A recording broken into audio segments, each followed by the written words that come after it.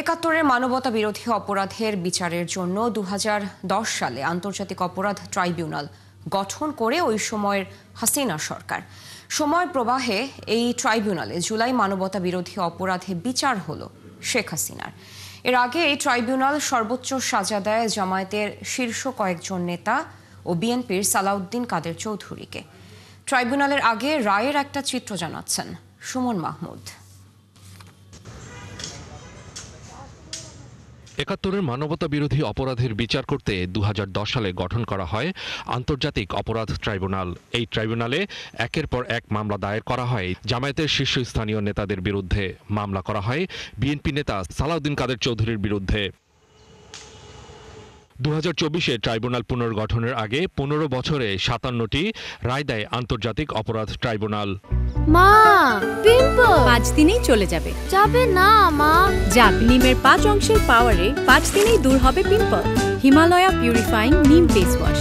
এর মধ্যে আইনি প্রক্রিয়া শেষে মৃত্যুদণ্ডের সাজা কার্যকর করা হয় 6 জনের।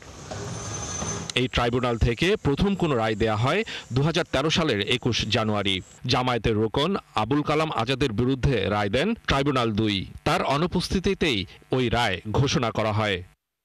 এরপর একই বছরে ফেব্রুয়ারি মাসে স্বাধীনতা যুদ্ধের সময় হত্যা, গণহত্যা ও ধর্ষণের অপরাধ প্রমাণিত হয়েছে বলে সাজা দেয়া হয় জামায়াত নেতা কাদের মোল্লাকে।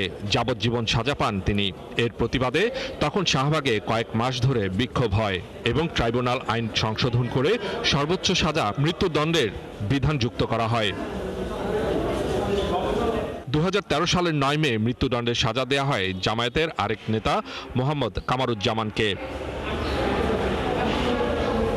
একই বছরের 28 ফেব্রুয়ারি মৃত্যুদণ্ড দেয়া হয় জামায়াত নেতা দেলার হোসেন সাইদিকে।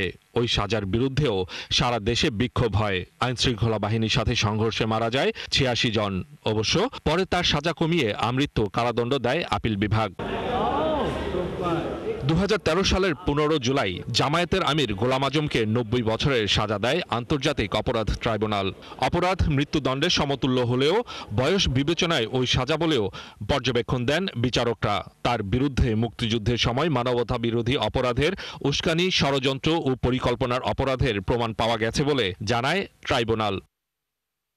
এরপর একে একে মৃত্যুদণ্ডের সাজা দেয় জামায়াত নেতা মতিউর রহমান নিজামী, আলী আহসান, মোহাম্মদ মুজাহিদ, মোহাম্মদ কামারুজ্জামান, মীর কাশেম আলী ও বিএনপি নেতা সালাউদ্দিন কাদের চৌধুরীকে।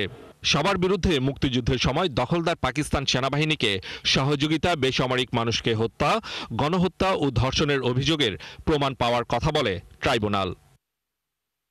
পরে দীর্ঘ আইনি প্রক্রিয়া শেষে মতিউর রহমান নিজামী, কাদের মোল্লা, মোহাম্মদ কামারুজ্জামান, আলী আহসান, মোহাম্মদ মুজাহিদ, বিএনপি নেতা সালাউদ্দিন কাদের চৌধুরীর মৃত্যুদণ্ড কার্যকর করা হয়। তবে ফাঁসির সাজা আপিল বিভাগে বহাল থাকলেও রিভিউ করে 5 আগস্টের পর ছাড়া পান জামায়াত নেতা এটিএম আজহার।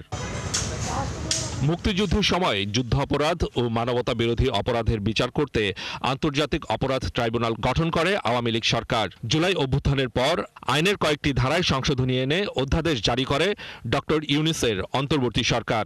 জুলাইয়ে ছাত্র জনতার বিক্ষোভ দমনকে মানবতা বিরোধী অপরাধ অভিহিত করা হয়। পুনর্গঠন করা হয় আন্তর্জাতিক অপরাধ ট্রাইব্যুনাল। নতুনরা আসেন ট্রাইব্যুনালের প্রসিকিউশন ও তদন্ত সংস্থায়। ক্ষমতাচ্যুত প্রধানমন্ত্রী শেখ হাসিনার বিরুদ্ধে রায় ঘোষণা করে নতুন অধ্যায়ে প্রবেশ করল আন্তর্জাতিক অপরাধ ট্রাইব্যুনাল। সুমন মাহমুদ, 71, ঢাকা।